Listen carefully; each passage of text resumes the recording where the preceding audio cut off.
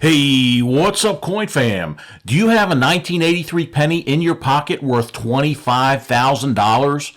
It's very unlikely, but if you did, do you even know what to look for? Watch this video and we'll talk about several errors and varieties of the 1983 Lincoln cent that could turn your penny into thousands of dollars. First up, the error on this 1983 Philadelphia minted penny is very obvious. You can tell if a 1983 penny is minted in Philadelphia if it doesn't have a mint mark like this one right here. Take a look at the crescent-shaped sliver at the top left of the coin. This error was caused by a misaligned die, and it caused a strike that is off-center about 3%. It's not uncommon to find pennies with slightly off-center strikes. Most of these aren't going to add much of a premium to your coin, but this 3%er actually sold at Heritage Auctions. You can clearly see the date, which is really important for a strike that's off-center. The back or reverse of the penny looks to be in good shape. There might be a little die crack on the top left part of the Lincoln Memorial right here. This Lincoln cent was graded Mint State 63 red on a scale from 1 to 70 and sold for $42. Now that's not much, but I wouldn't complain about selling a penny for $42. Generally, the more a coin is struck off-center, the more value it has.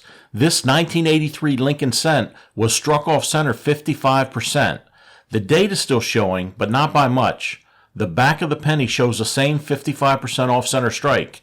This coin was graded Mint State 65 red by PCGS and sold at auction for $69. Take a look at this 1983 Philadelphia minted penny. It's jacked up pretty good. Sometimes it's difficult to tell the difference between a mint error and post-mint damage. You can find plenty of marks on coins that look like errors, but it's important to be able to tell if the marks could have been made accidentally during the minting process or if a coin was damaged out there in the real world. People do some crazy things with coins.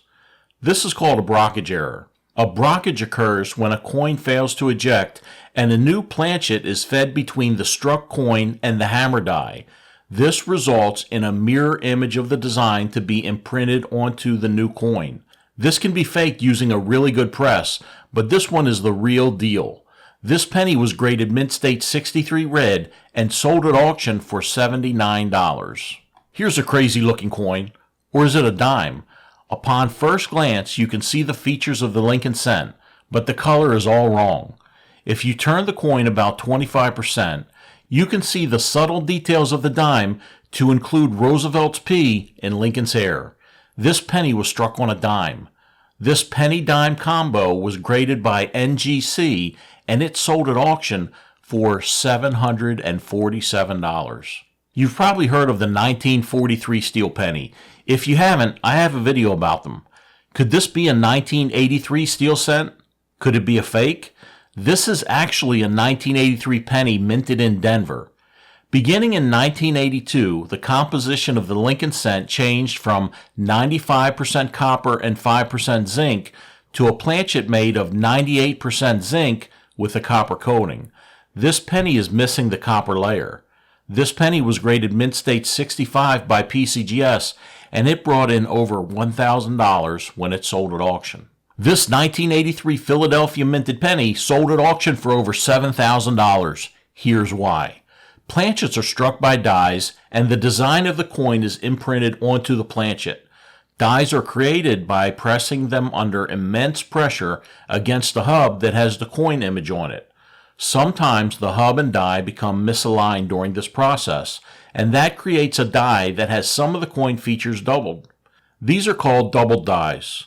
There are some very popular, rare, valuable double die pennies like the 1955 and 1969 DDOs. And now there's actually a 1983 double die reverse. Reverse means the doubling is on the back or the tail side of the coin. Take a look at the doubling on this bad boy. Sometimes doubling is very subtle and difficult to find. Not here. All of the letters on the back of this penny show doubling, even the motto E pluribus unum. How many times have you noticed you had a 1983 penny? How many times did you check on the back and look for doubling? This penny right here came in a very high grade. It's a Mint State 68 on a scale from 1 to 70. The high grade in this rare variety brought in over $7,000 when this coin sold at auction. This rough-looking Lincoln cent sold at auction for over $23,000. Do you know why? It looks like a normal everyday penny, but it's actually a rare error coin. This penny is called a transition error. In 1982, the mint changed the composition of the Lincoln cent from 95% copper and 5% zinc to 97.5% zinc and 2.5% copper. How can you tell the difference? You have to weigh them. Whenever you come across a 1983 penny, put it in your pocket and take it home. First, check to see if it's the double die reverse variety. If it's not, go ahead and put it on a small scale.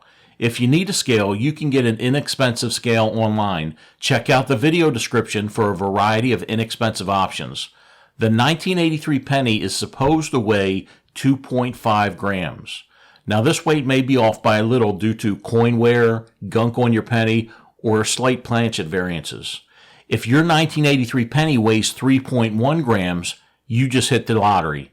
Not the Mega Million, but you still hit the jackpot. When I'm searching penny boxes, I always set aside my 1982 and 1983 pennies to be weighed. I'm looking for the 1983 copper planchet penny weighing 3.11 grams and the 1982D small date copper penny, but that's another video. Don't forget to like and subscribe. Thanks for watching.